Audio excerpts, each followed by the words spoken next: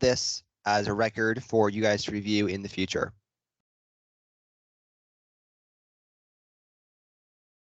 Good. So first, I want to just welcome you, and we can go through introductions to let each other know who we are.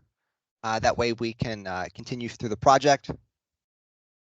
So my name is Tyler Schuck. I'm the Learning Development Manager at Ecumena. Also on the call is Brad Steele. He will also be leading certain parts of the training today for your developer course. Brock and Shaminder. Shaminder, can you introduce yourselves? Let us know, who you are, what skill sets you have, and anything you know about the Ecumena project or things you think you might want to do. Yeah, I'm Brock, as you know, and I've been a developer at William Blair for a very long time. I started as a consultant back in 1998, building the original intranet before any good tools for doing so really existed. And the core of that has been chugging along all this time. We've wanted to redo it for like 10 years, but got budget and getting it approved and everything. So we decided on Ecumena platform because it ties in with all of our existing products or Microsoft Shop. My skill set is a mix of things, a lot of C#. I also manage our public site, which is Sitecore, so I have a lot of experience with Sitecore content management system. I have not done anything with SharePoint, so that'll be interesting. I've done front end, back end, JavaScript. I have used Node.js. I think that's it. Well, glad to have you aboard, Brock. Thanks. Hi, this is Shumander. I'm a web developer, joined William Blair in April. I'll be working with Brock on this project. My skill set are mostly on the Microsoft .NET stack, like MVC, C Sharp, .NET Core, and I've also worked on the front-end libraries like jQuery, a little bit of React as well, but not very much familiar. Uh, yeah, that's pretty much it for me. Well, great to meet you guys. So I'm going to go through what we'll be covering today as we go through our training. Okay. Just to let you know, we're going to be going through these slides. We have more materials that we also will send to you after the session. Just to give you an overview of what we're hoping to get you guys to do is, if you want to get the most out of this training, is of course log into the training site. I know you guys have already done that. Complete as many exercises as you can. And if you need more information, you can check out our Ecumena developer GitHub, and I know Brad will talk about that in more detail. Just to overview what we'll be covering in the first day. So in the first day, we're going to give an intro into Ecumena, and we'll help you set up your project and get those first bits and pieces for the developer experience setup. The second day, we're going to work on deploying core code pieces, while the third day, we're going to focus on building widgets and answer and go through any special topics of interest for your team.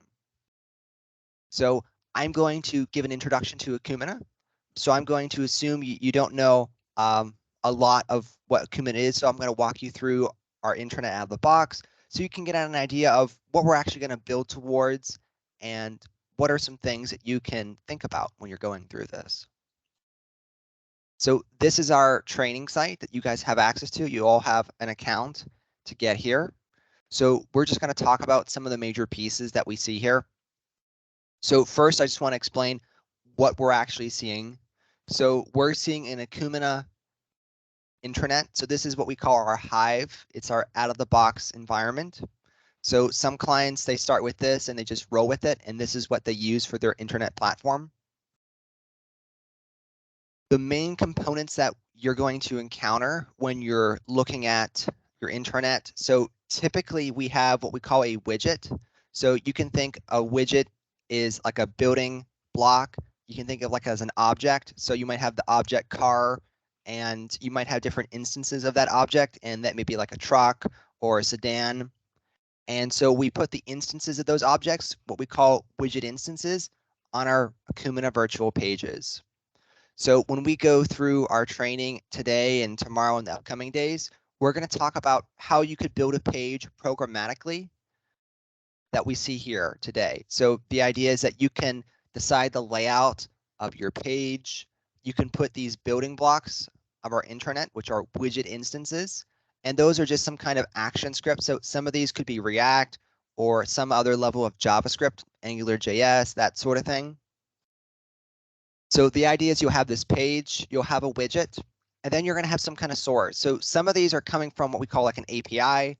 So it's pulling information from maybe O365, right? So just to give you an example, for these top ones that I'm hovering over, so these are pulling from O365. So these are seeing your most recent emails, any documents you've recently uploaded, it's checking those out. And if you have any tasks set up in your O365 profile, you'll see that. It's likely for your training accounts, you won't see much here, as it's just a training account. When we get to what we call like the core content that your intranet is populating and creating, it's more like this. So for example, we have news, events, and blogs, and these are our very standard widget framework in the sense we have a widget on the page. We have a HTML view, which decides how the content and the widget will be rendered. And then we have a data source, and that data source typically is a SharePoint list. So the idea is that normal users, when they come to the internet, so once it's built out and it's all set up, if they want to contribute to our news or events or blogs, we have a content app in our app manager system. And our app manager system is just our content management, our CMS area, where people can go in and make contributions to the content. So we'll just give some brief examples of that. But this relationship of a widget, a view, content app, SharePoint list. So we do not make any of our end users interact with SharePoint. So they can stay within the Acumatica system to populate their intranet. Also, in our Acumatica, a lot of our out-of-the-box Hive pieces are based upon search. So one of the nice things we have about our product is we try to give a personalized experience to the product. So the idea is that somebody, when they're accessing the internet for the first time, or maybe after a while, they get to set their interests. So if they come here, they can go in here and mark what are they interested in, right? So if they have that tab for my interest, so if they say, you know, I'm really interested in engineering, legal, and human resource content for the departments, they could save that information and then we would update the results based upon that. So these are just out of the box pieces that people have to work with. So you can think about when you're creating new content that you can use tags, and we can then use those tags later in search if need be. So we're just trying to walk through some of the cool features of the product. So the main way that users interact with our Acumatica framework on the front end is called our Acumatica tray. And so on our Acumatica tray, we have a plethora of buttons. We have our launch into app manager. So it's the square with the arrow going out. This brings us into our CMS area. So this is the app manager. And here you're seeing we have all of our content apps that a user would interact with. So if I'm a normal person and I'm just contributing content, like I'm creating an event or I'm creating a news article, I'll show you for an example of what this content looks like. So the idea is that if you want to create a new content app or a new SharePoint list, essentially what you have to do is you have to define fields that a user will put values into, right? So of course there are different types of fields that SharePoint use and that we use as well. There's like, you know, single line of text, there's, you know, rich text, there's radio buttons. So we have a single line of text, we have a text area, we have rich text, we have what we call like options that you can tag things into. And you can see these as examples when you look into like the site package. So you can see this and maybe even start from something and not start from scratch. So don't ever feel like you have to do everything on your own. As Brad and I, as we're going to take you through our training, you're going to find that you can build off what we have, and that could be a good approach for building out your content. So we have all these different fields, and the user would input all their values there. And then when they're ready, they'd hit publish. So what that's going to do is going to add an entry to the Foundation News AK list. So we have a SharePoint list that has all of the entries in here. So the vast majority of people won't go into the SharePoint to see this. So this is just the place where we record it, and then we access it via our content app. Some other things that we have in the app manager area are management apps. So as a developer, you won't necessarily have to come here too much. So we have these advanced apps that typically like admins or maybe even developers might access. So if you need to do some additional pieces, you can. Something that's really cool and might be relevant for this group would be widget manager. So one of the things as a developer is to understand what you already have, right? So if your boss or somebody wants to do something in Acumatica, there may already be a widget that would allow you to do that. Or there may already be a widget that gets you 85% of the way there. So let's say you have that situation where you have a widget that's 85% of the way there. You could tell the manager or the product owner that, hey, we have this widget, it's 85% there. Is that good enough? And if it's not good enough, you can then work off of that widget and build a new widget from that base and maybe add in the 1 or 2, 3 fields that get it across the finish line. So one of the things that I'm going to really encourage this team to do is, if with this environment or the environment that you're going to have in real life, if on the Acumatica tray, you'll notice we have this gear on the right. So it's the single gear. It allows you to edit widget properties on the page. If you hover over one of our out-of-the-box widgets, so if you, for example, come to this news area here, if you give it a little bit of time, on many of these, you'll see we have this view reference guide. So you can now check out our reference material. So we have a lot of great documentation on what we call the Acumatica community. So I'm going to share this link with you guys. So this is a great way for you as a developer to understand what we already have and to see some examples of some of our content. So this can be really valuable for building out widgets. So it tells you about the features, what it's meant to do. It tells you some about the details. It tells you about the content, and this is really good. This content aspect for your team as the developer, it goes through each field that's available in the content app, and it tells you what its purpose is. So between seeing this, and then if you're wanting to see this on the front end, you can go into the SharePoint list, and you can click on that gear and go into list settings. This also can be viewed programmatically in our Visual Studio Code. I'm sure Brad will show an example of seeing a SharePoint list. But when we come in here, you're going to see the SharePoint list column, name, and then what type of column it is. So you can very clearly see that if you want that type of experience, you're going to use the hyperlinker picture or the date and time or a managed metadata, right? So these are all great things that you can do to just familiarize yourself with our Acumatica product. So that can be helpful for your team in this experience. So one of the things I would encourage you to do, so either after this training today or throughout this week, come back to the intranet, check out the site, browse this experience with our gear right here, and just, click on different widgets. So for example, if you want to learn about this is our alert widget. You can come in here and you can say, I want to check out this way. So this is the way I typically recommend when I train normal end users, how to find the experience. This is a very natural way to figure this out. Of course, you don't have to necessarily do what I'm doing. It's nice to see it in the real life, in the bush, but then go back into like the classroom, and read about it. If you prefer, you can just go, when you're in this area, you can click on any of these widgets and you can understand what these widgets are about. So for example, if you were interested in the curated widget, you could come here and click on it and you could read about the curated experience widget. So there's all these different things that you can do to learn about our product. And this is all at the core product understanding. there's more information that's geared. There's a different area that's geared for our developers, and Brad will talk about that in a little bit. So I wanted to show that off to the team here. Some of the other things that I just want to talk about are, we have typically our model, and I know for your implementation, you're following what we call the delivery central site model for distribution.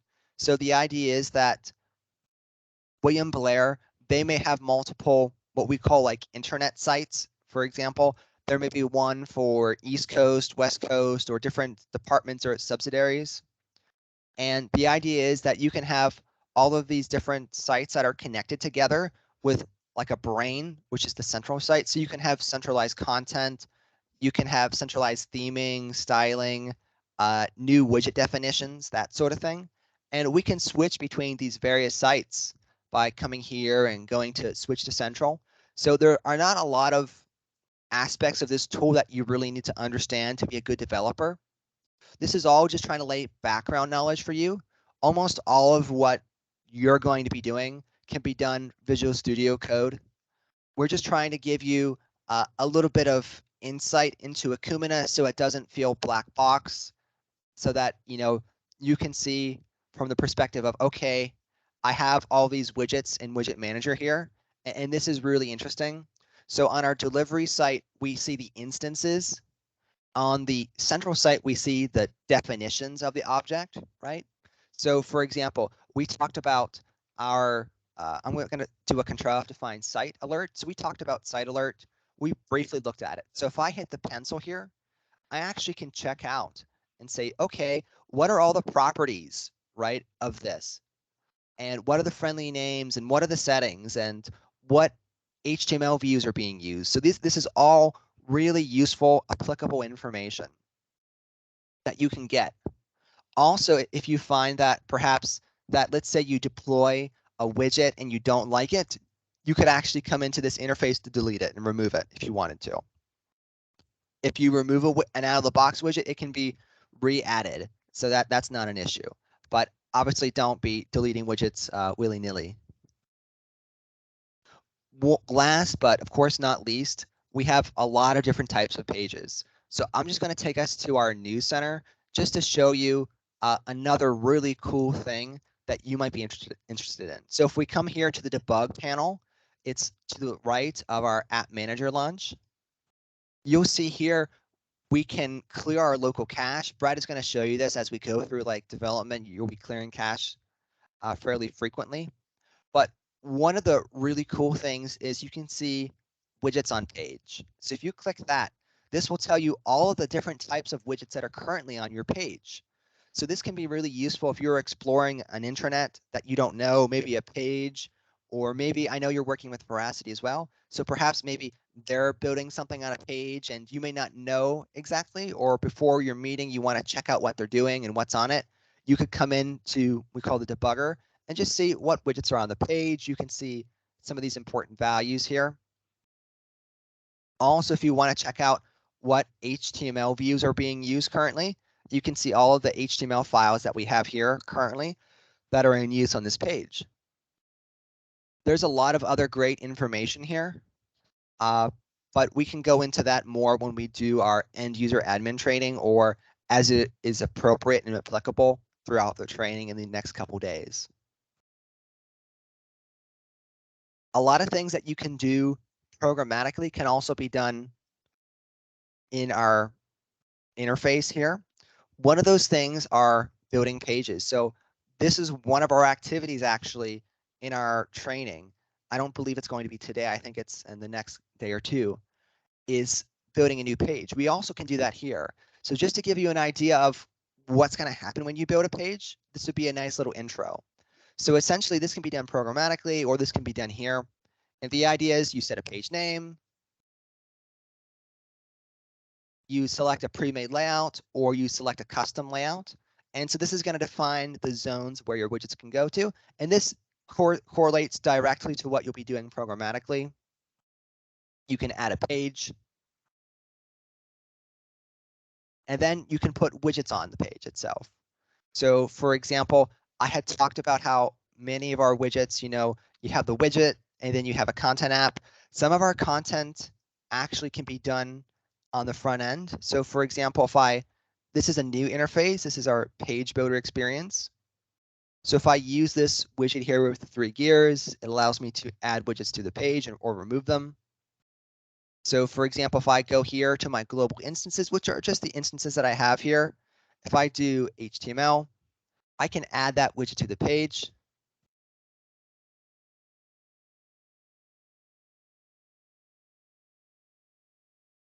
And I'm just going to save it. And right now I can start typing and saying, this is my demo content, right? I can save as, I can save it as a value. I can say testing 02. I can then publish the content so it's already available. If I want, I can add other widgets to this page, but I can also now save my page. And the idea is that we build a page, it has different zones where we can put our widgets. So we have containers. And that's just an example of something that you might want to do. So you could do this programmatically, or you could do this in our system. For this training series, we're going to focus on the programmatic aspects of our product.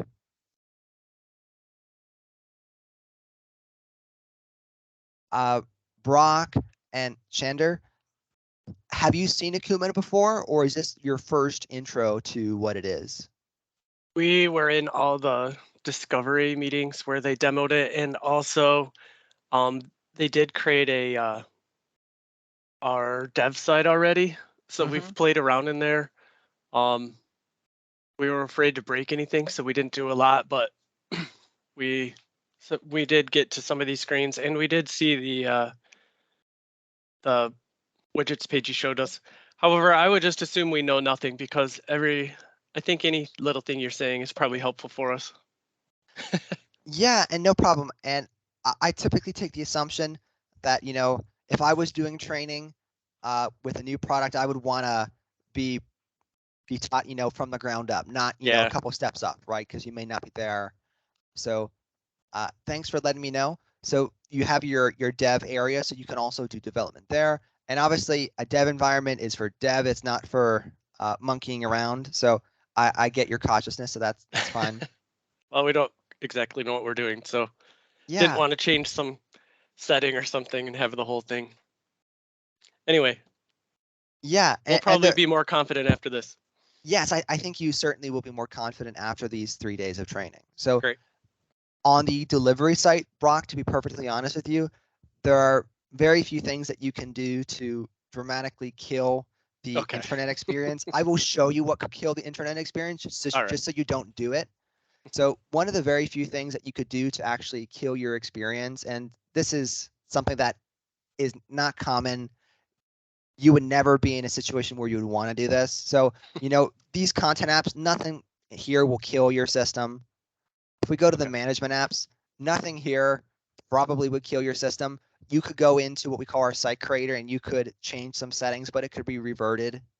The big thing that could be done to really kill the system, and it could be repaired easily, but it would make your system not functional, would be if somebody went to global settings and they monkeyed around with this site address and that site address.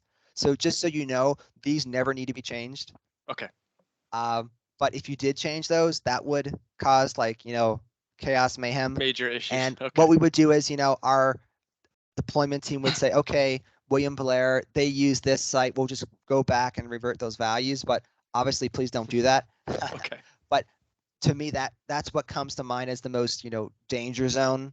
So things barring that, I don't think on the delivery environment you can do so much damage. The central site is where it has a lot of the definitions where you could do things that would require repair. Here, we can rebuild pages. We can, for example, let's say you remove a content app, those content apps can be brought back to life.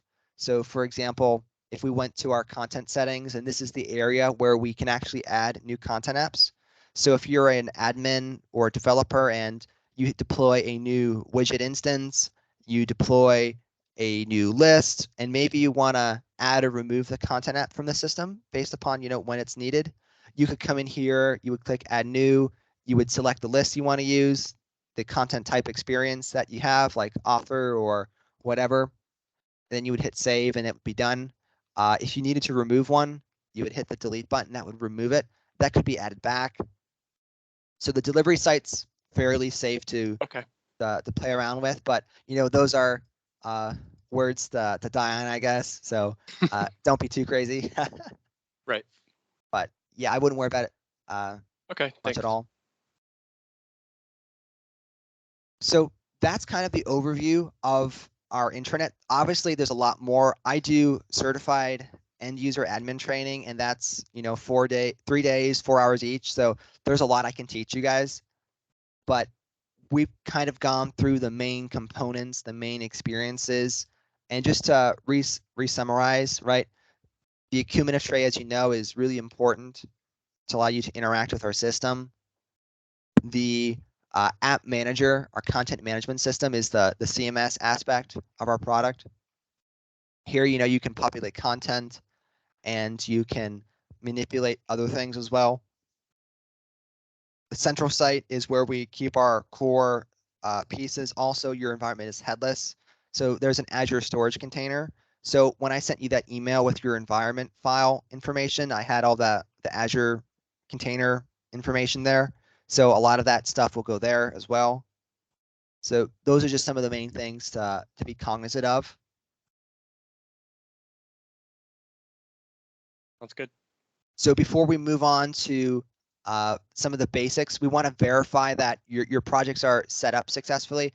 I know we sent you video content. I imagine Brad will probably want to walk through from start to finish. Brad, just to let you know, the William Blair team, I believe they got through videos 1 and 2 already. Okay, good. So that's kind of where we left off. I don't know if you want a minute or two to get started, and I can take questions while you prepare. No, we can, yeah, go ahead and take questions. I'll get my folders ready to show.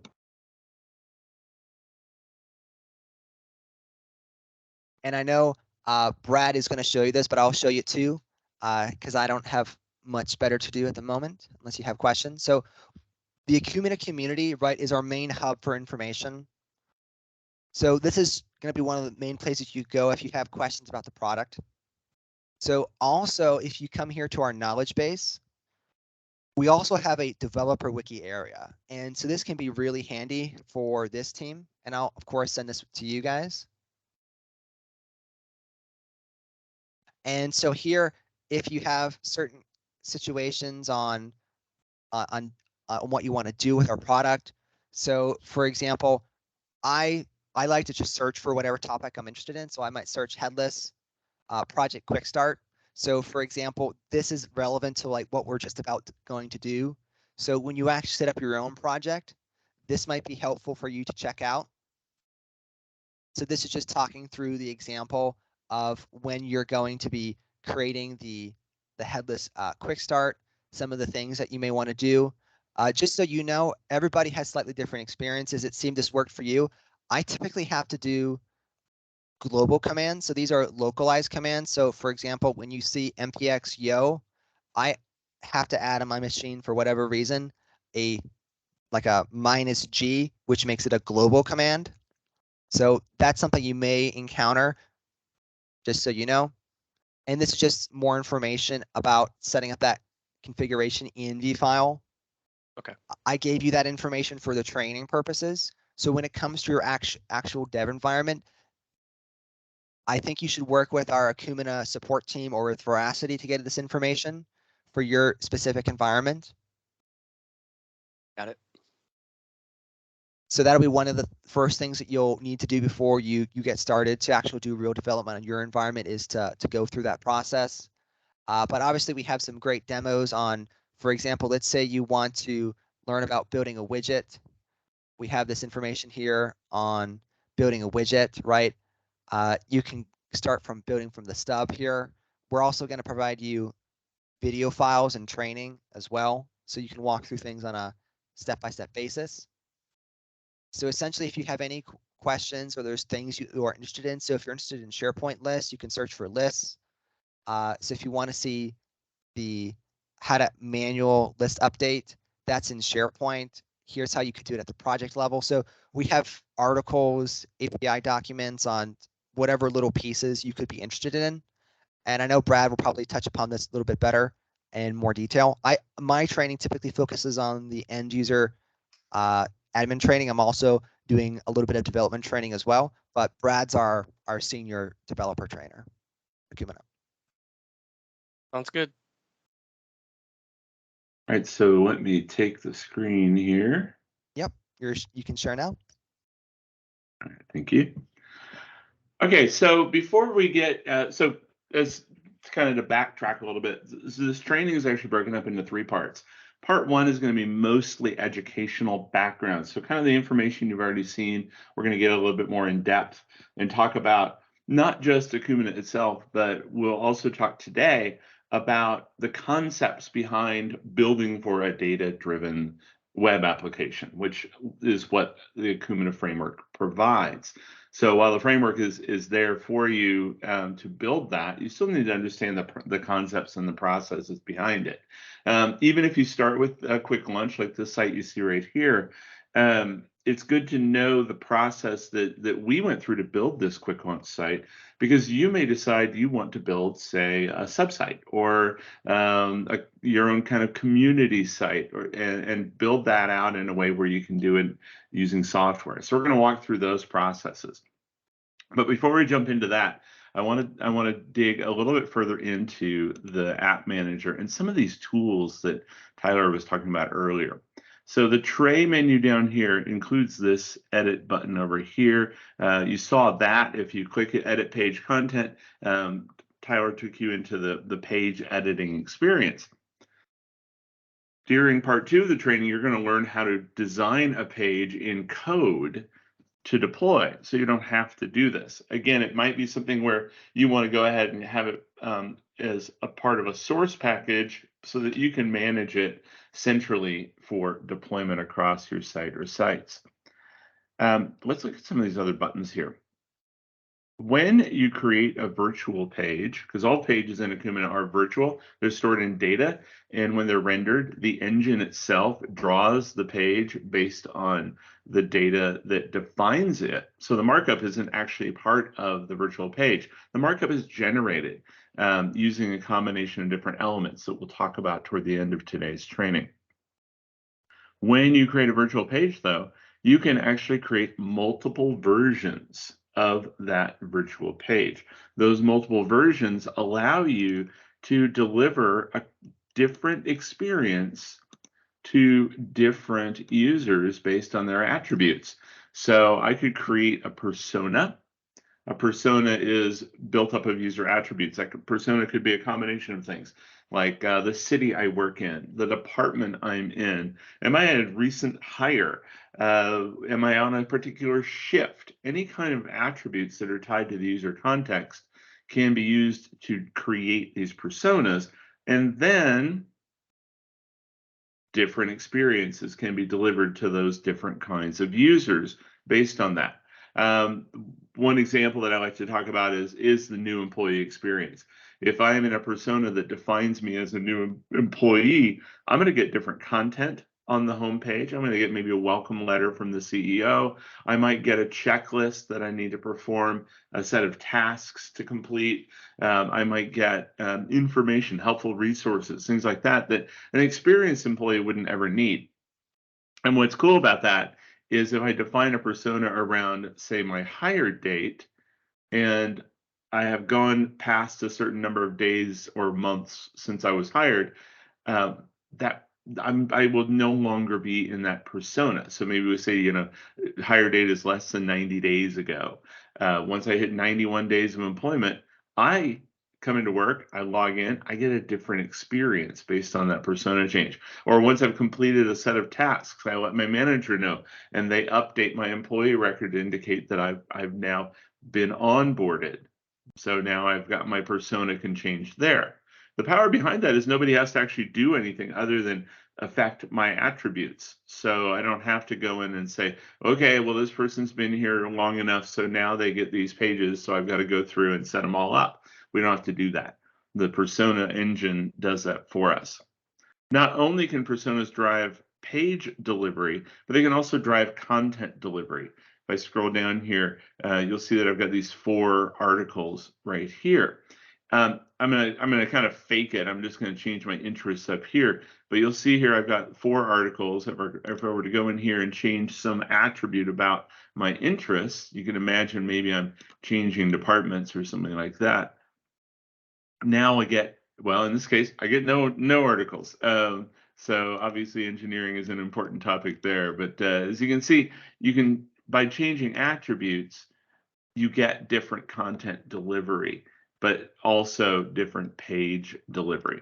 When we build a virtual page tomorrow, you'll learn how to build a single version. I'll show you where you can learn more about building multi-version pages.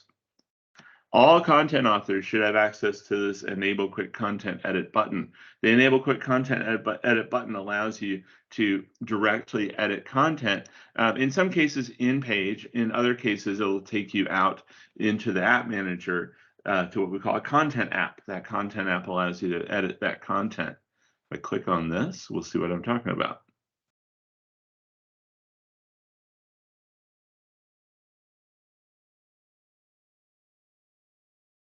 You'll notice a second tab has opened up. I'm actually back in the app manager. Tyler was walking you through that. And you can see here all the different fields and elements that I can edit. So just what Tyler was showing you earlier, but that quick connection. Well, and here I do want to point out some of the elements that are available. You can, as a content author, you might have access to this social tab where you can control what reactions are available for your content. Maybe I don't want people to react as if they were confused about my article. I can disable that for my article as a content author. I can also just simply disable reactions altogether. And I can define notifications. So I can say, hey, I want to know when somebody comments on my article or reacts to it. And I can define not only that I get notification, but maybe Tyler does too. A permission tab is an optional that's for your content apps as well. So I can say, you know what, for this particular article, I only want certain people to be able to edit it. So certain other people change permission and certain people to view it. So I have control over that per article. Where do those groups come from? Active Directory? Yeah, so these are going to come from Active Directory. Behind the scenes, we have a synchronization engine we call PeopleSync, and it's going to, for your dev environment, for example, has already been set up to do this. It's going to basically ingest your user data from your Active Directory. Typically, I think it's twice a day it does it, maybe once a day. So if you make an update in AD, say tonight, you would see it tomorrow in the site. Fantastic.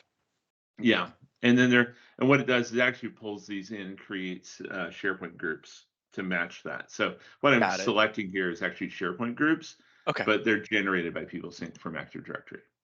Inherit from list, so lists in SharePoint can have permissions. Right. But aren't the permissions on the whole list, not on the line items? Yeah, so the way the list permissions work, you can actually do line item permissions. We have actually a client that's doing that specifically for the interior pages content app. Okay. I didn't know that. So you can do it at a line item level, but yeah, what this is doing is saying if I leave inherit from list, yeah, I'm saying whatever the list permissions are, apply here. Okay. And then we have the optional persona tab. As I mentioned before, we can create personas. I'll show you what that looks like here in a little bit, but the content author just selects them. So ideally, when you create a persona, give it a meaningful name and description so the content author knows who they're targeting, but you'll notice they don't have to know the individual. And that's really important. We want to keep personas semantic. So as a content author, I know the sales team and probably not account enabled, then technical users should see this article. If you don't check personas at all, then it goes to everyone. As long as they have permission, they'll see it. All of the tabs, except for the content tab, are optional. So when you create a content app, you can actually do it through a wizard. up here in the settings. Tyler kind of went into the settings area. There's a content settings. In there, you can create one of 7 different types of content apps. When you do that, you can actually enable or disable any of these 3 tabs for the content author. So maybe you don't want them controlling any of these things. Maybe your personas are irrelevant. You don't have to enable those on the content app itself. The content app is tied to a SharePoint list, as Tyler was pointing to earlier. Every content app points to a list.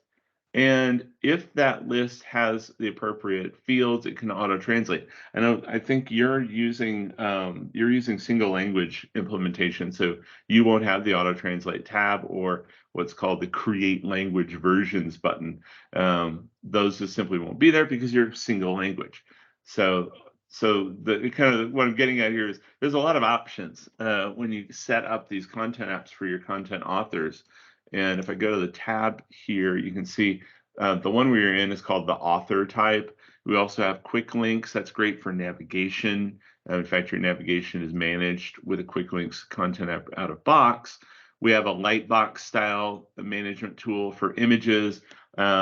We have a file management tool as well. So two kind of different ways to manage your assets in your system. And we also have a type called slider. I don't know if there are any slider ones on here. No, we don't have a slider one on here, but we do have a curated type. The curated type looks exactly like the slider. So I'm going to pull this up so you can see this. Sliders and curated content apps are really helpful. The slider content app is great if you have a list of items and you want to manage their order and whether or not they're active. So it's great for like an FAQ, for example. The curated app, and by the way, you order them just simply by dragging them around. You activate or deactivate them over here.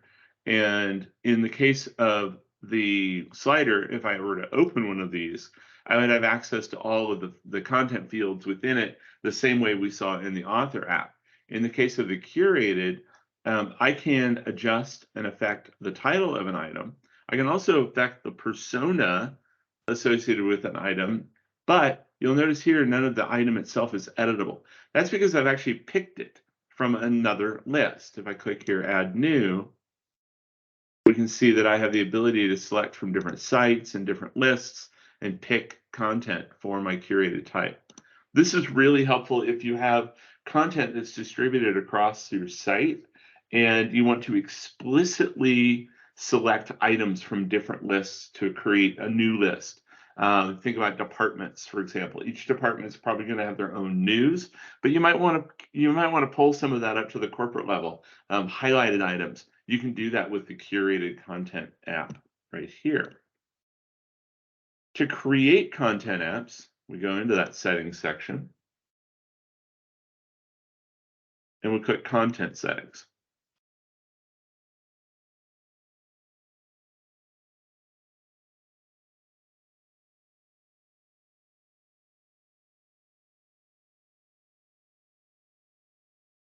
I can simply add a new content app. Maybe I've created a new list in SharePoint and I want to give an author the ability to manage that list. So I click add new. I select the app type, so author being the most common, file being for managing documents and document libraries, image gallery is more of a Lightbox style way to do that. Slider is like that curated type that I just showed you. Quick links is great for navigation or curated. We'll just do author. That's going to be the most common.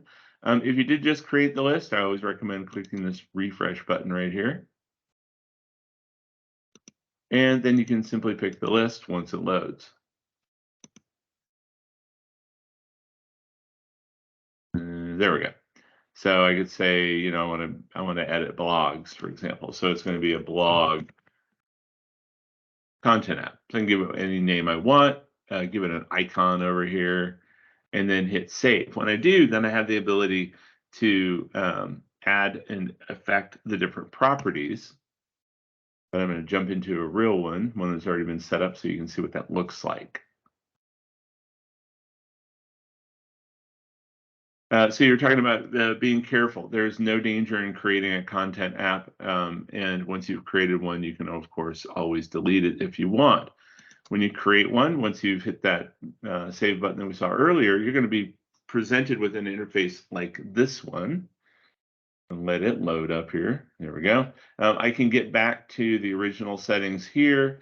You'll notice every content app is assigned a group. This is the same groups that we saw earlier in permissions. These are the people that have access to that content app. This is a great way to control and limit the number of content apps that each of your different authors needs at their disposal. Create the groups so that you can select from the groups the right content authors for the right content apps. You do need to assign a group, otherwise you'll create a content app and nobody can get into it. So you will have to select a group here. If your content is previewable, in other words, if it can be presented on a page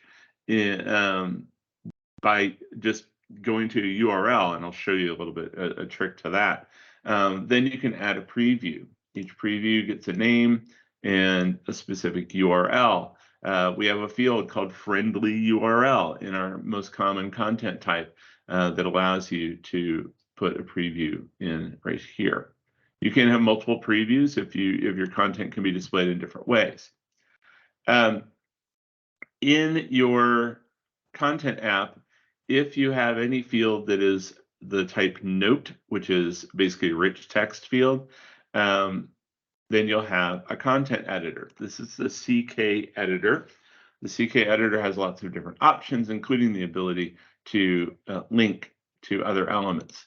So you can bring in links to videos and things like that. These fields control how that content app will link out. So where to link to, for example. You can add multiple lists for that. This is actually a new feature. Select metadata columns to enable auto suggestions. It's a really cool feature. In here, I can select a field. Typically, in our content type, we use tags. And then over here, I can select a field to use to populate those tags. So maybe my summary. And what's going to happen here is as I author content, we're going to leverage cognitive services, Microsoft Cognitive Services, and it's going to look at the field I've selected here, or fields. And based on the content in those fields, it's going to suggest tags in my tags field right here. So basically, based on the text that I enter in the summary, it's going to auto suggest what tags I might want. It's a great new feature that I strongly recommend using. If you have an image selector, I think we do in this one, yeah, image. If we have an image selector, you can also tell it what library to make available. So I can go pick images for my content. These fields are auto-generated based on the list you've pointed your content app at. So and they're going to be in the order that they are in the list. Sometimes that's not a great order. So we have an expiration date here, for example. We've got a publisher. Maybe I want to move one of these around. So I'm not going to change the list by doing this. It just changes the display and the order the fields are in the content app. So that's nice because a lot of times your lists are just not in the field order you want them to be in, so you can reorder them. You may have a field you don't want your authors touching. You can simply hide that from the app. You can also group fields in what's called an SEO dropdown. It's basically an accordion, and it allows you to collect some fields and put them inside that accordion that's initially always collapsed. So it helps you organize your editor there. You won't have the enable auto translate, and again, you'll have the select source column for suggested tags. Highly recommend taking advantage of that. If you have an image selector, you might want to validate maximum width and height. This will give the author a warning if they upload an image that's larger than the values you selected here. You may not want that, so you can turn it on or off. You can turn on or off the thumbnail URL's image field limits as well. So in fact, what happens here is any of the image type selectors up here, you're going to see them down here, and you can control per field maximum width and height. I believe it will let you save, but it will give you a warning that you'll have to click through before you can save if you exceed the limits. You won't have auto translate. When searching for content, if you're in the content app and you don't go in through the quick edit like we did, but you just go into the content app itself, you'll see a list of items. And there's a lot of search capabilities and filtering capabilities that make it easy for you to find that content. One of the filters is who created the content. By default, that's off. You can turn that filter on if you want. We strongly recommend leaving title uniqueness check on because that's actually your primary key. And when you're thinking about your list, your title is your primary key. Here we go, personas, social rules, comments, and permissions. Those are all those options we were looking at earlier. I didn't talk about comments. There is a way for you to attach comments to your content that is stored with the content only for authors to see. That's great. If you turn that on, that's great to use for collaboration. I generally recommend that if you're going to have multiple authors working on content together. By default, the add new button is always available. The delete button is not. Generally, we recommend expiring content rather than deleting it. That's why this is off or hidden by default. But if you want your authors to be able to delete content, simply just uncheck that. You may have a widget that displays a specific number of items that you've set up in advance with some sample items. But you may want, there may be a situation where you never want new items. You only want your authors to manage the items that are there. You can simply hide both the add new and the delete button. So you see there's lots of options here for creating content apps, and you get help. Anywhere you hover over this info box, you can get some help if you need to learn more about creating a content app. Now, content apps are the primary interface for your authors in Acumatica, and they are all going to be available here, again, based on permission. If I don't have the rights to see a content app, I simply won't see it in here. I'll never be presented with an app that I can't use. I want to have a situation where I'll click into it and it'll say, no, you can't do that. It's always going to only be available for me. Management apps are similar to content apps, but they're much, much easier to set up because there's a limited number of management apps. We control the management apps that you have available, and you simply enable them or disable them. And once you've enabled a management app, you can assign permissions to it. Management apps, unlike content apps, are always visible to everyone unless you restrict access. So where content apps won't be visible to you unless you've been given access, management apps will be visible to you unless those are restricted. I want to talk about a few of these apps because we're going to use some of these apps during the training. The page manager, when you create a virtual page and you add that to the system, that virtual page is not added to a cache by default. Any pages that are not in the cache don't exist as far as the system is concerned. So when you deploy a new virtual page, you will need to go into the page manager and cache that page. It will cache automatically, but I believe it's only once a day. So if you deploy a virtual page and you don't see it right away, come in here, find your virtual page, and click cache. If you deploy a virtual page and you decide you don't want it in the site, you can delete it. Deletion, just like here, as well as everywhere else, is permanent. So keep that in mind. When we work with source, we can deploy that source in a number of different ways. We'll be using Site Deployer during this training. You can also use Azure DevOps to manage auto builds and deploys, or Site Creator. Site Creator is a way for you to allow your admins to deploy site packages or widget packages, things like that. We're not going to ever be in Site Creator, but I wanted to point that out. That's one of the 3 different deployment tools you have available. And then we have the widget manager. We'll be building widgets during this training. So if I click into widget manager, in here, we'll see all the different widget types that are available, on my site, as well as their JavaScript class. The JavaScript class must be unique, as well as the widget type. Generally, the widget type and the third word of the widget class match, but they don't have to, and they don't always. During part 3 of the training, you're going to actually see an example of that when you add a new instance to an existing widget. As Tyler mentioned, widgets are broken up into the concept of the widget type or widget definition and widget instances. Widget types or definitions are like blueprints for the widget. They include all the properties that the widget can use, all of the defaults for those properties, where the views are for the widget, where the JavaScript file is for the widget, what is the widget type and class. All of that is part of the widget definition.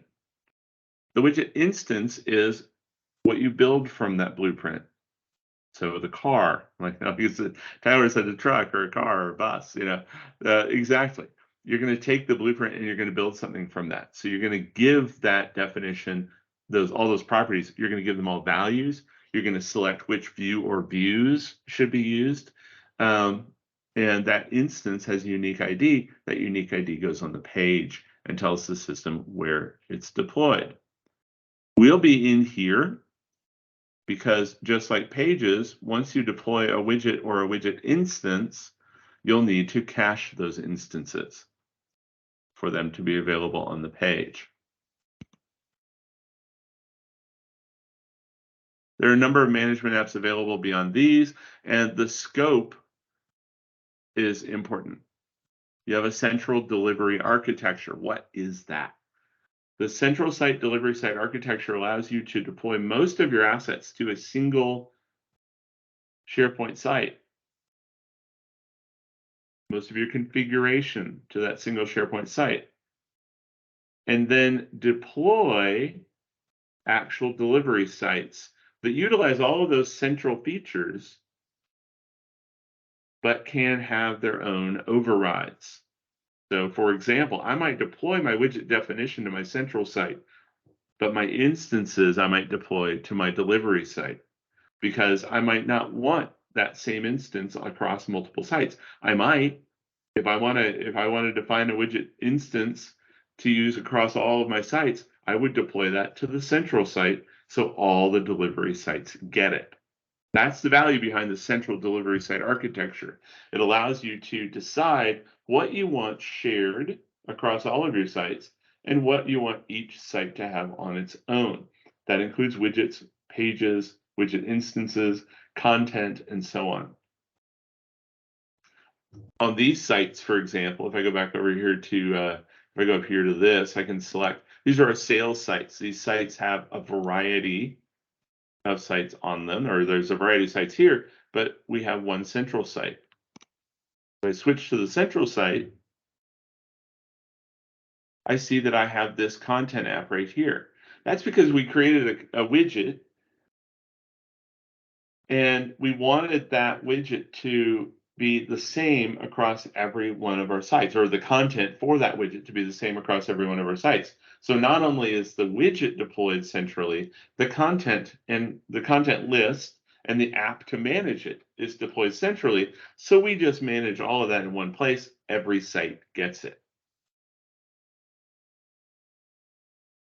So when you're thinking about your architecture and where you want to manage content, who you want to get that content, consider the different options there.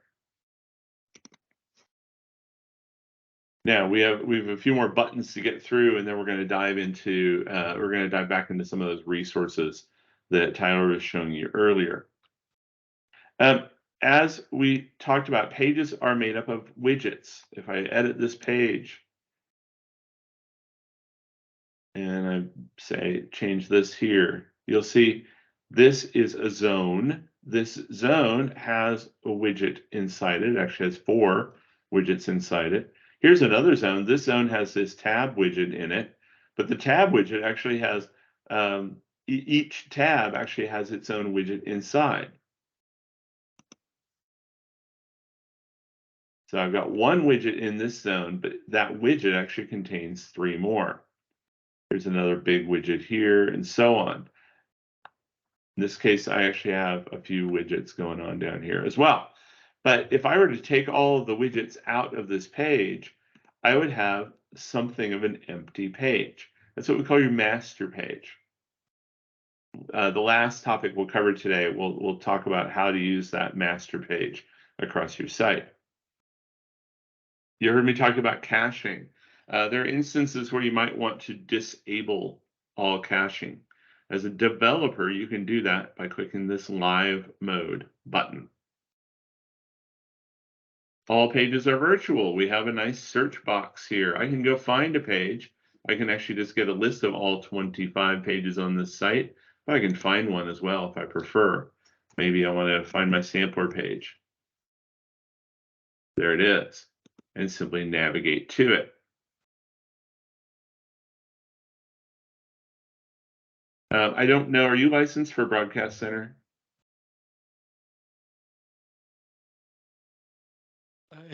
I think so. Okay.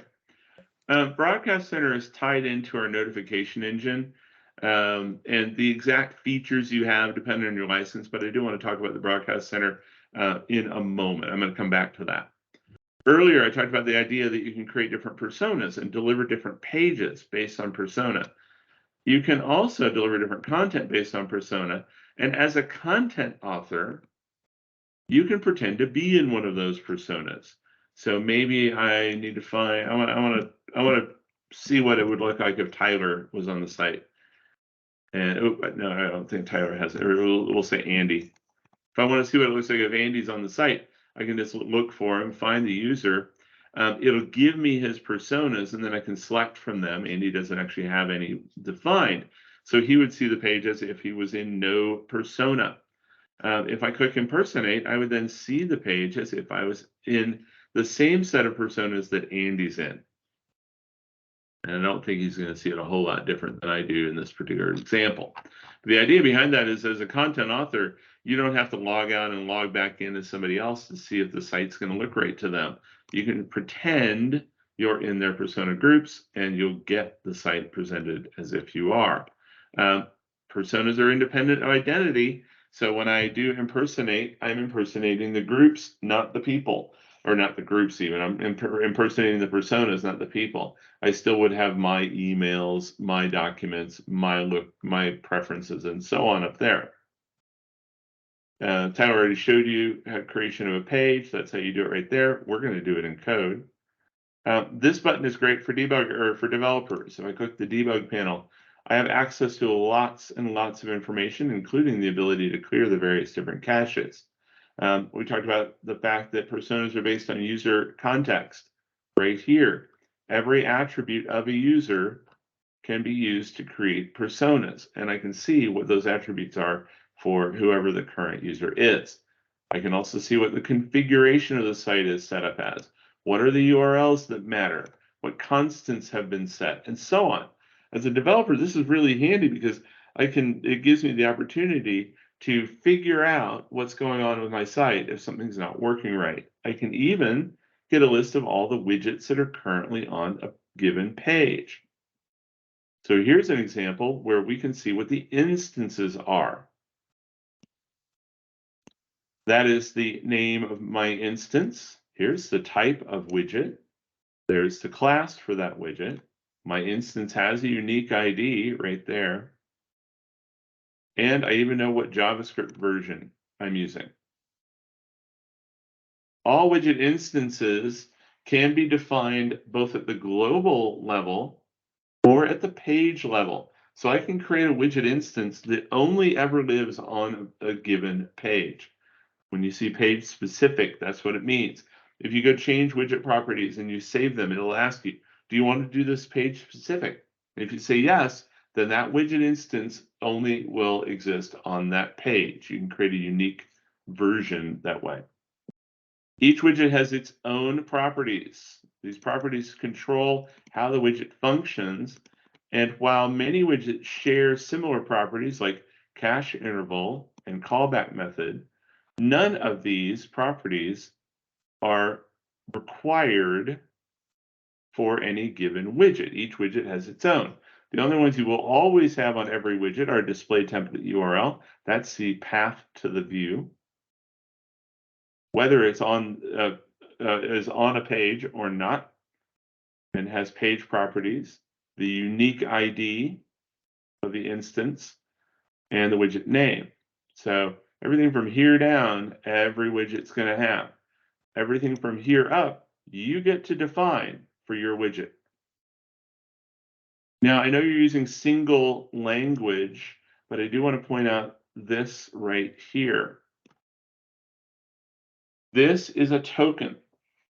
We do have language token files. Those language token files store the actual strings. So anytime you see a token like this with those curly braces, that means that it's going to pull the actual value for this title of this instance from this token in the language token file. You will always have one. It's English only, but and you're probably not going to really touch it or deal with it. But I do want to point out, anytime you see that, that value is coming from that token file. In part 3, we'll talk about where the assets are, and you'll see where the token files are. One thing that's really cool about this, let's say I need to debug this. I can open up my browser DevTools, and if I click here, it says check developer console and click the function. That's cool. So I can go over to my developer tools, and it has inserted the function for that widget right here. I click the F. There's the code for my widget.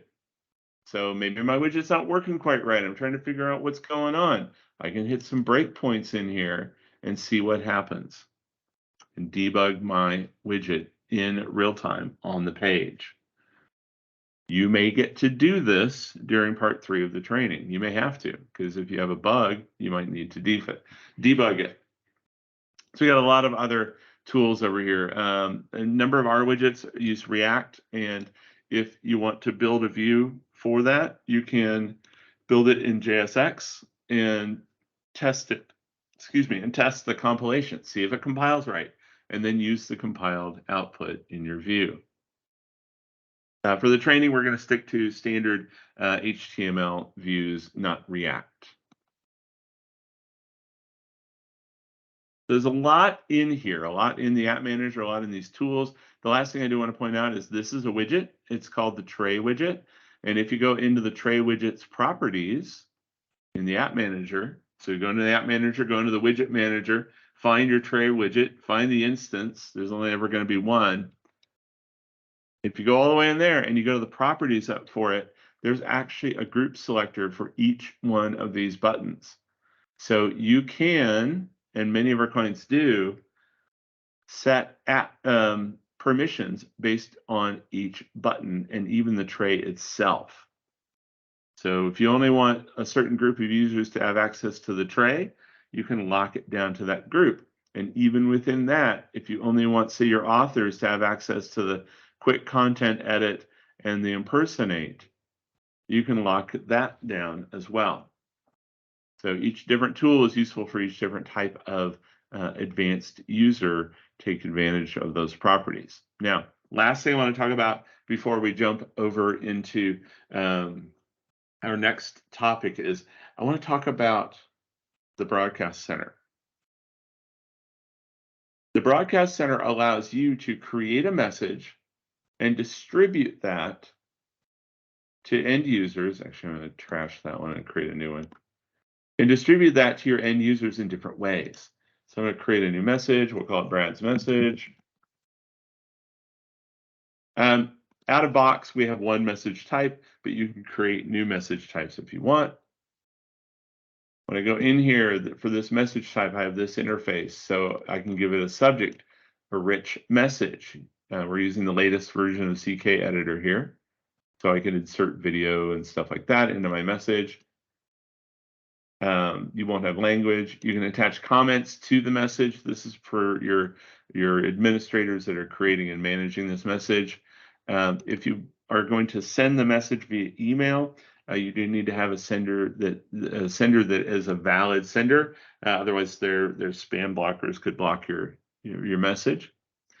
And when I hit submit here, it's going to put this in a draft form, and we have an approval chain tied to it. So once it's approved, I could have the message immediately distributed, or I could schedule the message.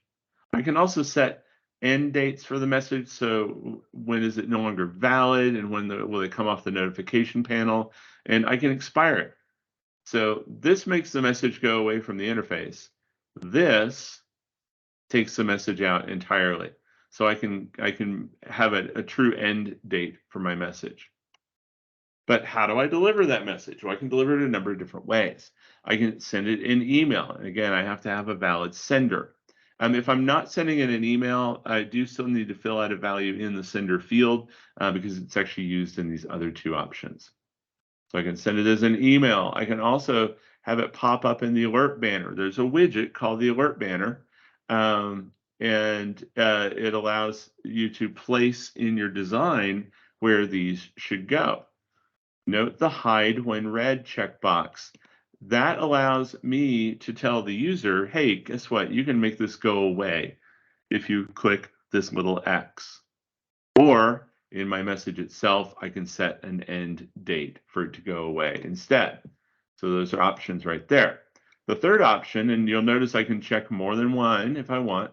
The third option is to pop up upon login. This is going to put a modal message in front of the user. If they've never read this message, it's going to pop up. They have to check that they've read the message before it will go away, and they can use the site. So this is for very urgent alerts. This is for informational alerts. And emails is for distribution via email. Use any one or more of these options. We'll probably be adding more message delivery options in the future. Who gets it? Well, I can send a message to everybody. If I don't set anything in here, it's just simply going to go out to everybody. I can select Active Directory groups, one or more. I can also select one or more personas to get it. I can even specify users. So I can say, I want these 3 people to get it. You do have to pick from one of the 3 unless you want to use the Query Builder. The Query Builder allows you to create a dynamic persona. Maybe everybody with a certain job title and in a certain department should get this message. So I can build an actual destination that's somewhat complex to make sure everybody that I want to get my message gets it.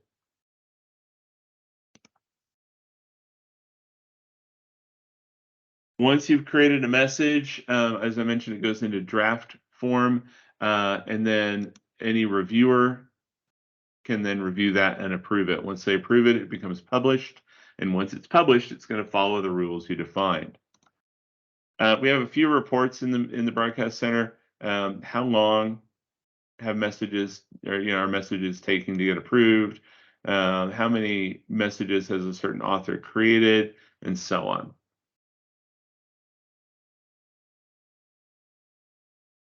So that's kind of a quick overview of some of the tools you have available in the App Manager and in the tray here. Tyler does teach a much more extensive course on all of those things, but it's good to have a feel for what's there so that when we get into our exercises, it's a little bit easier. Well, what do you do after training when you've forgotten everything you learned? Because we all do. Well, you might want to review the videos that you'll get from the course. Also, the videos that Tyler mentioned earlier, you'll have access to. These are short videos that just walk you through certain different processes. Beware, they were built for version 5. So some of the things you'll see in those short videos are a little bit different than the way they'll be done during the training, but they're similar. But you also have access to the Kumina community, and Tyler shared a couple of links into that for you. Primarily, the knowledge base is going to be the menu that matters to you. Also, the blog section. The blog section is a nice area where you can find little tips and tricks, basically. So how do you change your App Manager theme? How do you hide the SharePoint bar if it pops up on you? What about activity streams? What if you want to create a new subscription? The blogs area is a great tips and tricks kind of section. Just beware, they can be dated. So if we were to go way down in the blogs, 2017, probably not a whole lot relevant there. So you want to look toward the top in the blogs. Under knowledge base, we have a getting started guide. This just gives you a feel for what Acumatica is, how it fits into the ecosystem, and so on. Installation guides talks about some installation topics, including how PeopleSync can be configured. In your case, you're pretty much already past this. Everything I just covered shows up in user guides. That's what you need to know to navigate as an administrator or author in the system. Widget guides. Tyler jumped into that. We're going to dive deeper into that during part 3 when we go through building widgets. If you ever want to know the latest release notes, you can grab them here. Just be aware, release notes are typically mostly listings of bug fixes. So that's there. Quick reference guides, like blogs, these are going to be tips and tricks, a little bit more technical than the blog section. And the developer wiki. Tyler also shared a link to that. Everything you will learn in this training is in the developer, or from here on in the training is in the developer documentation. If I were to click into one of these, maybe I just click into Yo Acumatica, we can learn more about them.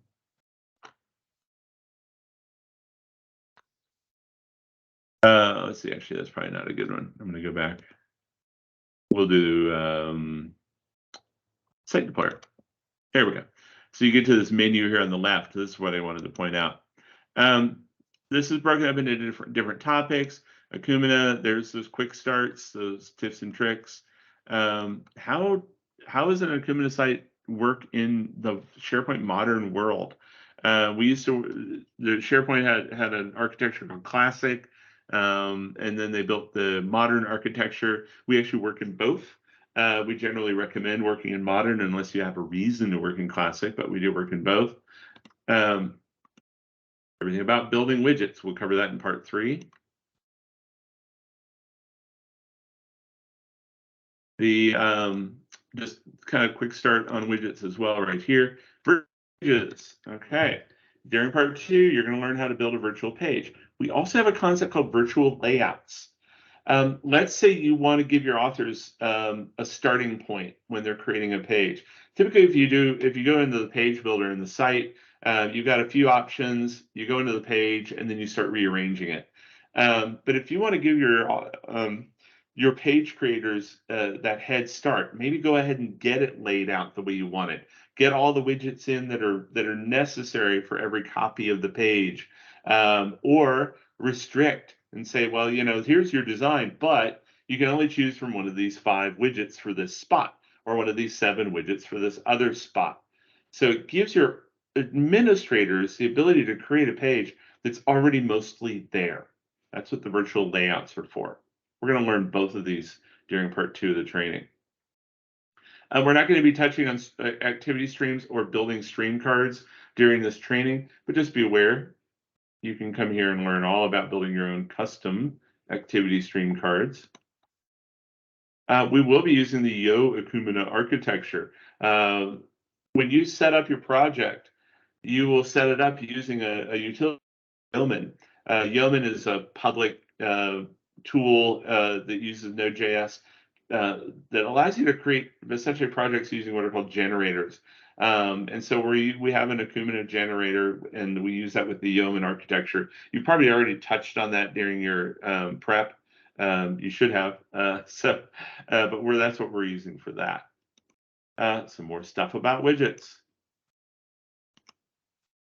Site deployer. We're going to be using site deployer to deploy your elements during the training. More information about headless. Your training sites use what's called headless architecture. Is that correct, Tyler? Yes, William Blair is headless. We are, okay. Any Acumatica site can be presented or distributed via SharePoint web publishing capabilities. However, SharePoint is really slow. So instead, we have set up your training sites, and I would assume your dev site as well, using the headless architecture. The headless architecture allows a Microsoft web application to actually handle the rendering of your site. Everything else is still in SharePoint, but we access that via SharePoint's APIs. So with headless, you're going to send some stuff to SharePoint and some stuff to the website or that's hosting your page, your virtual pages. And when we distribute, when we go through some of the exercises, you'll see how we need to do that. Widgets are a perfect example because the configuration needs to go to your SharePoint central site or your SharePoint delivery site, depending on what you want to do with it. But your JavaScript and your views, they've got to go out into the website, into the headless site. So we're going to learn how that's split when we build widgets. I mentioned there is an app in the App Manager called Site Creator. Site Creator allows you to give control of distribution of these elements that we've been talking about to your admins. So instead of development or automation deploying your projects, you could actually deploy those to a Site Creator location and give your admins the ability to actually distribute those. It's great if you create a package for, say, a subsite. Once you've created it, you can deploy that into the Site Creator, and then your admins can handle actually standing up all your subsites. We're not going to get into that primarily because you won't have access to be able to do anything with that anyway. As I mentioned, you can also use Azure DevOps. So Site Deployer, Site Creator, Azure DevOps are all tools you can use to deploy the same kinds of packages we'll be using during this training. This gives you a bit more information about configuration, debugging. The advanced topics are kind of cool. Here we talk about how central sites work, how eventing works. You're going to learn about that.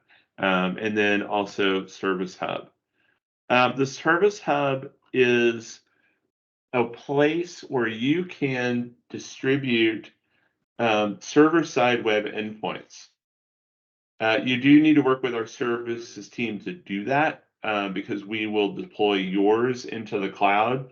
And there's some very specific requirements around building Service Hub endpoints because they are server hosted. We are hosting them for you. So we have a process you'll need to go through with our services group if you develop one. What's the value of a Service Hub endpoint? If you need to be able to give a widget access to a system that is not accessible outside of the server, you need a Service Hub endpoint. If you want to aggregate information from multiple third-party sources, you will want a Service Hub endpoint. If you want to cache requests at the server side, you'll want a Service Hub endpoint. A common example, weather.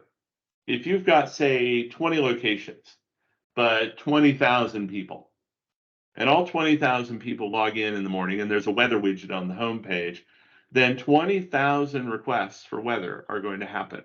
If that weather widget is in the header or the footer, every time a page is requested, there will be a request for that weather. Now you can reduce that load by putting caching on the widget itself. You're never going to have a weather update more than once every 10 minutes or so. So put a 10-minute cache on your widget so the widget itself isn't even making the request. But even with that, every 10 minutes or so, if you have an active user community, you're looking at 20,000 requests for weather for 20 locations. So what you could do instead, you could create a Service Hub endpoint that predictively gets weather every 10 minutes for each of the 20 locations and caches it on the server. Then you can have a weather widget make the request to the Service Hub endpoint instead. So it's a great way to reduce network overload and other activities to what you need. The community has a lot available. If we go into widget guides, for example, and again, we'll dive deeper into this on during part 3. There's a set of articles here that teach you about how widgets work, but over here, a list of all the widgets that are out of box. You'll see we have a lot of them. Let's click on one of these. Tyler did earlier. We're going to go into a little bit more detail now. So we're going here. We're going to look at purpose of the widget. What's it for?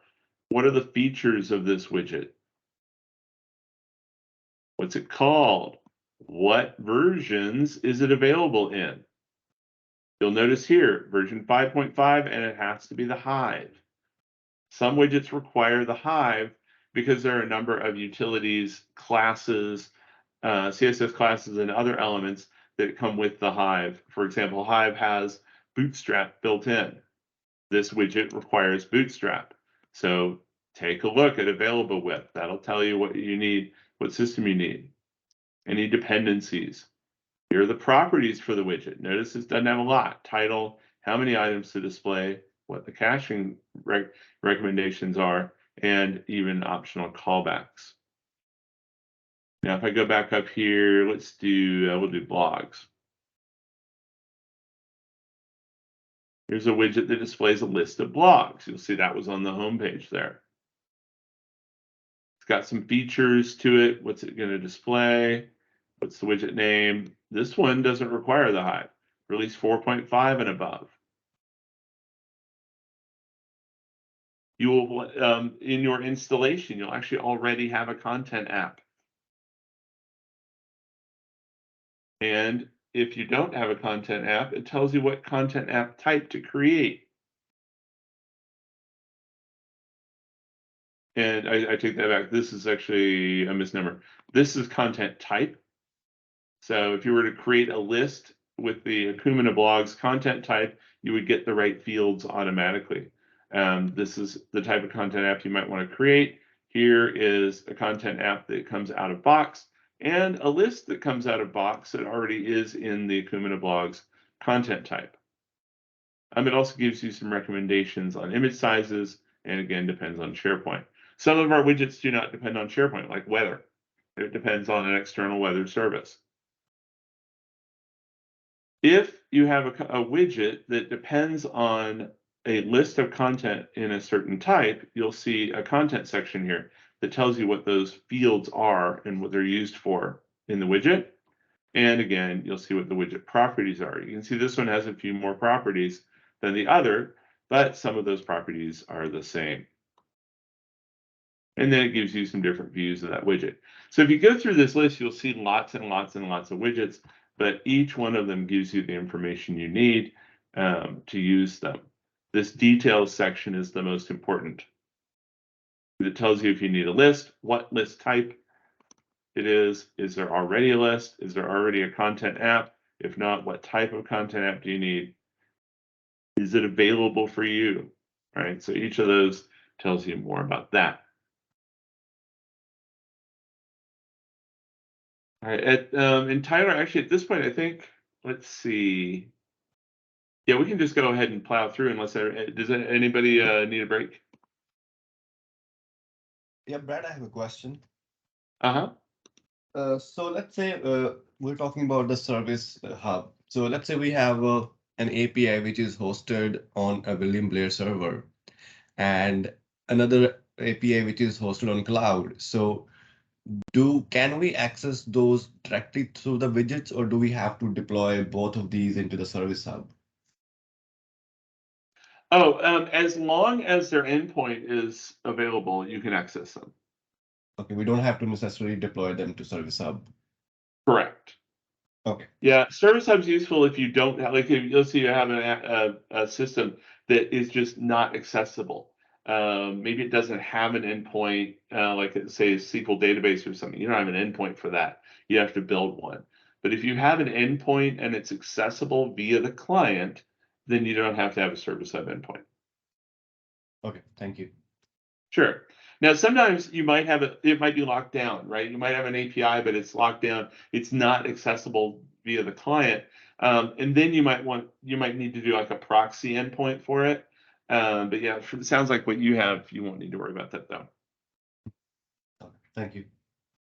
Sure. Sure. We actually only have one more topic to cover today. So if everybody's all right, we can go ahead and plow through that. It only takes about 15 minutes.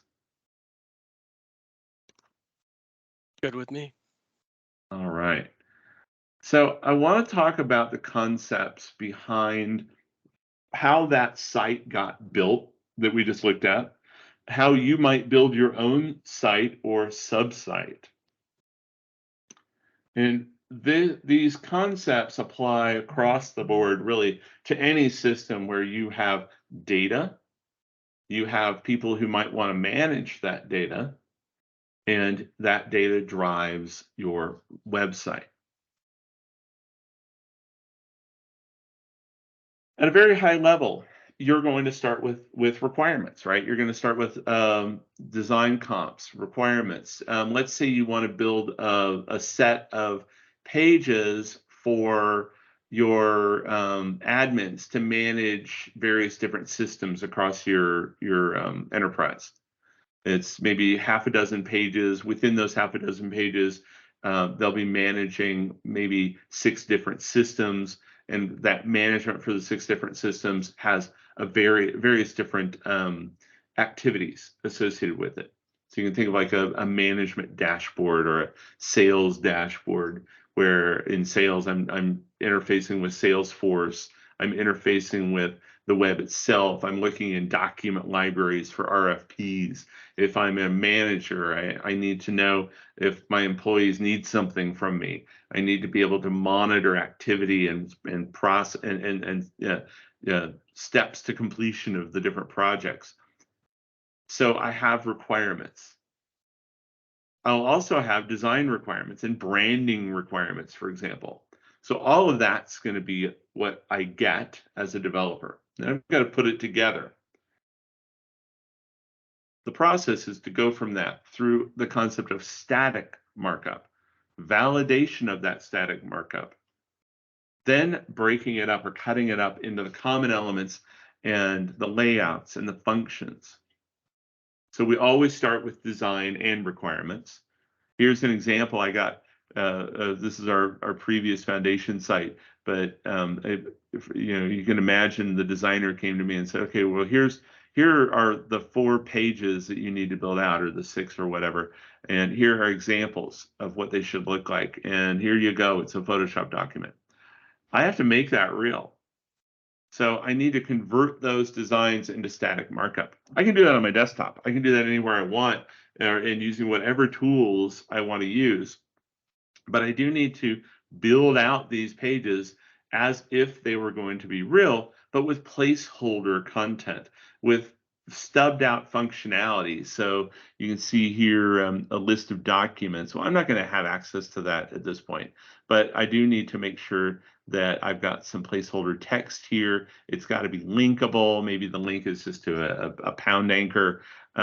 Here, this flight widget here, upcoming travel. Again, that's all going to be static content in my markup, right? But the goal is to replicate those designs. Now, this is for whole pages. You can think of the same thing all the way down at the widget level. So each of these widgets is going to have its own markup. One of the things that you want to think about when you're designing the markup for the widget itself is that these are portable. An administrator can put any widget anywhere. So you'll either need to make sure your markup for at the widget level is portable enough to be dropped anywhere in the page and still look right, or you want to make sure you have different markup depending on where the widget is dropped. Every widget is a model view controller type architecture, and the view is replaceable. So it's kind of hard to see, but if you look over here, this is a list of documents right here. Out here, this is also a list of documents, very different. These are actually the same widget, but different views, so different markup. And so I've got a list version and I've got a grid version. You can do that. So in your static markup, you're going to want to think about that portability. You may have some JavaScript. You may have some functionality in here to drive the user experience. So accordions and things like that. But in the end, It's going to be all placeholder content, placeholder images, placeholder document links, placeholder status. But at this point, your markup should match the design. I put an exclamation point there because designers are very picky. If your markup doesn't look exactly like what they gave you, they're going to yell. So you want to make sure your markup matches the design. You want to also validate all possibilities. What happens if this chunk of markup that I know is going to ultimately become a widget is put somewhere else? Will it still work, or do I need different markup for it if it's over there? Think about your CSS as well. You don't want CSS that specifies, the header of a particular widget if that header looks just like every other widget. You also want to change out your content. What happens if there's no content available? What happens if there's a lot of content? What happens if the service that you're getting that content from doesn't deliver what you expect? In public websites, this next step, verify on all intended browsers, is very difficult. Companies have entire labs of virtual machines to do this. In your enterprise, you'll have a very limited number of browsers, and they will have specific configuration, especially when you're using a corporate machine. The security configuration on your browser might be very specific.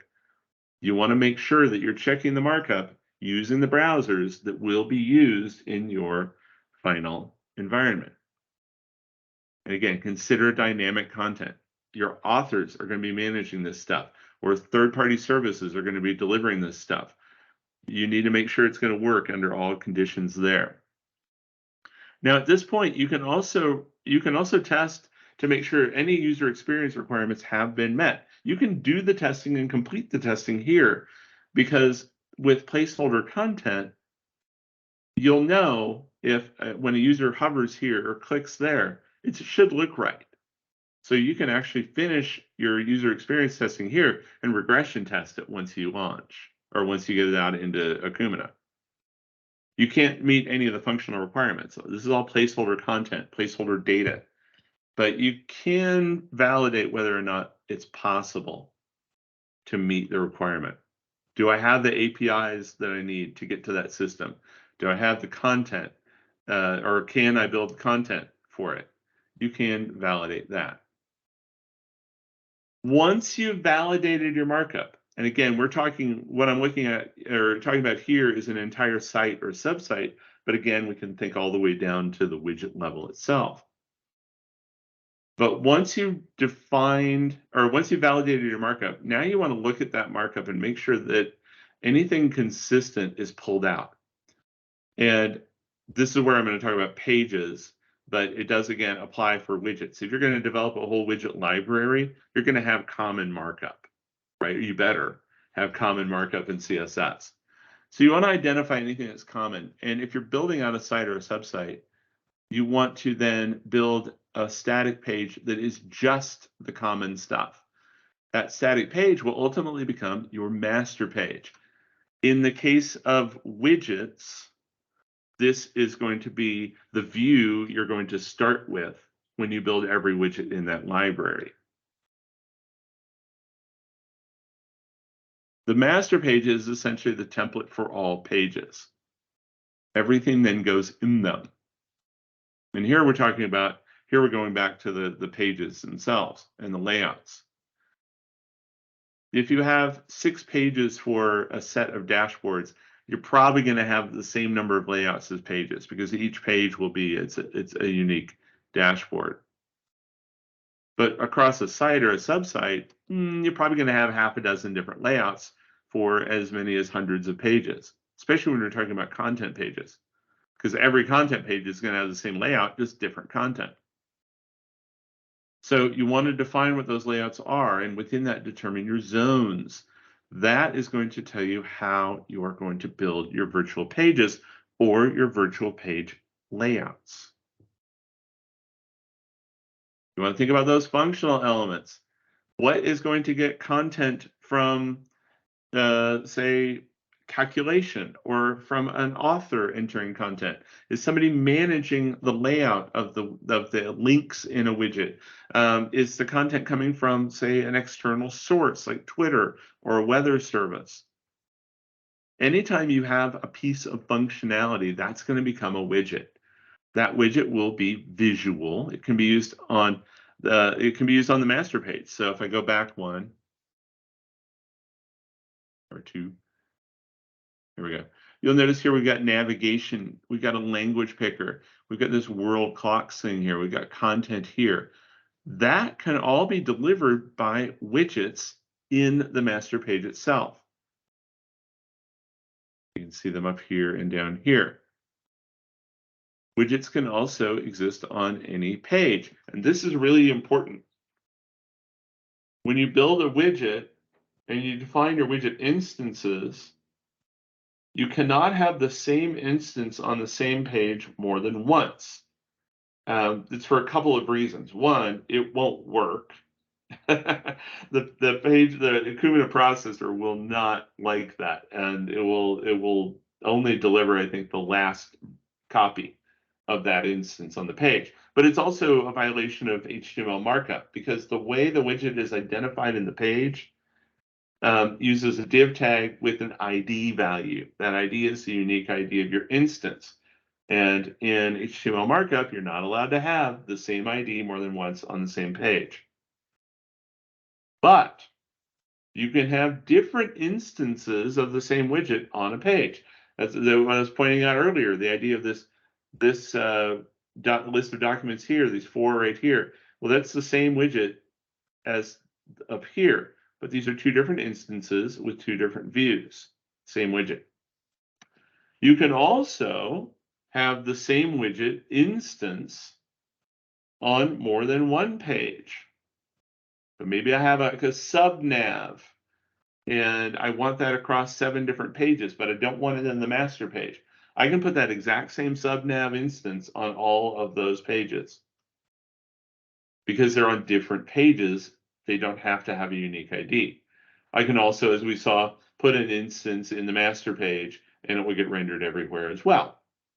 So that portability of the widgets is really important, and understanding that the widget itself is just a framework for the content or data that it's displaying or surfacing to the user. It's really important to make sure that we think about that. It is really a portable, flexible, data-driven chunk that you can use across your site. So we start with design. We create static markup. Even for a widget, you're going to want to do this. So let's think about, here we're talking about sites. Let's talk about widgets. I get a requirement for a widget. I've been told it has to look a certain way. I'm still going to build out my widget. When I first build it, I'm going to build it out with a view that is just the markup I need, because I need to make sure that it looks right. Then I'm going to replace any placeholder information with a data object. That data object will be populated either by a content author or by a third-party system. And when I build the widget, that's what I'm doing. When that widget loads, the first thing it's going to do is grab all the properties that I've assigned to that instance. Using those properties, it's going to do work to either get data from a SharePoint list, or from a weather service, or from a document library, or from an API of any kind. It's going to build a data model, and it's simply going to insert that model into my view. You can do it one of 2 different ways. We can either do that using handlebars, which we'll do during the training, or you can use React if you prefer. Just be aware with React,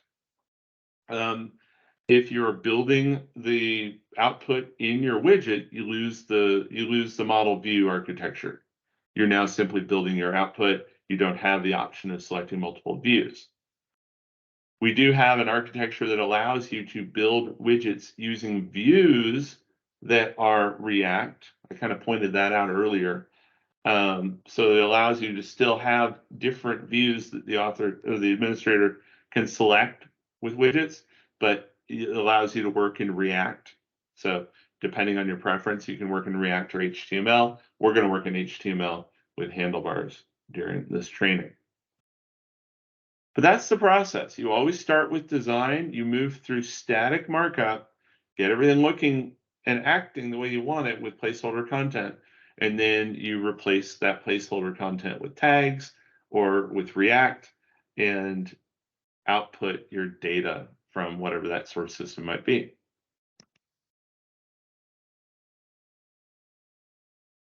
All right. Now, normally at this point in the training, we would jump over to starting the exercises, but you guys already did that. We've recently changed the way our training works to push that activity ahead to make sure that you don't have any security issues or technical issues going into the exercises. So at this point, this is actually the conclusion of today's training, unless Tyler, there was something else you wanted to cover today. Tomorrow, we're going to jump into setting up or taking that project you already set up and learning about all the different elements in it. Yeah, I just wanted to make sure we can verify with the William Blair team that their projects are set up as that they wanted to. I know with some of the steps in the video you had options, like for example when you set up like the product version. Ideally, you should have used the latest version 5.5. I know in the video it said 4.8 because it's a slightly older video. Yeah, we did 5.5. Very good. We did have one question, which is there was some later steps that were using things in the build directory. I think it was. But, we didn't have anything in there. Oh yeah, so don't worry about that yet. We're gonna supply you tomorrow with a sample project. Okay. Cool. And we're gonna actually build that together. Great. Tomorrow. Okay. Otherwise, everything worked well. We got stuck. We picked an option to overwrite the package.json. We realized that doesn't work, so we just redid it instead to not overwrite, and then everything went smoothly. Oh, good. Okay. Yeah. That was the only. I don't know about you, Shaminder, but I think that was the only thing we ran into. Yeah, that's correct. Yeah. That's good. And yeah, our tooling is constantly evolving. If we had done this training 2 weeks ago, I would have had you do some extra steps that you don't need to do anymore. They were actually get around a couple of bug fixes. And so so that's one of the challenges with like the videos that you went through. Yeah. I mean, I could make a video and tomorrow it'd be out of date. So we always want to take it a little bit with a grain of salt and just, anytime you're doing it, just don't follow it blindly. Look at what you're doing because it's probably going to be a little different. What you learn tomorrow will not be the same in 6 months, but it will be very, very close. Okay. Sounds good. This is all really great info. So good. Thank you. All right. Yeah. Get ready to sharpen your pencils, I guess, for tomorrow. We're going to learn all about the site collection, how that works, what the project is, how to set up your project. What do you want in source control and what don't you want? You're going to learn all that tomorrow. Okay. Sounds good. Looking forward to All right. it. I'll provide the recording in a OneDrive, and I'll also provide some of the PowerPoints that Brad was showing, so you can review those later if you want to. Okay, great. Thanks so much. All right. Thanks, everyone. I'll see you guys tomorrow. Yep. All right. Bye, everyone. Okay, bye.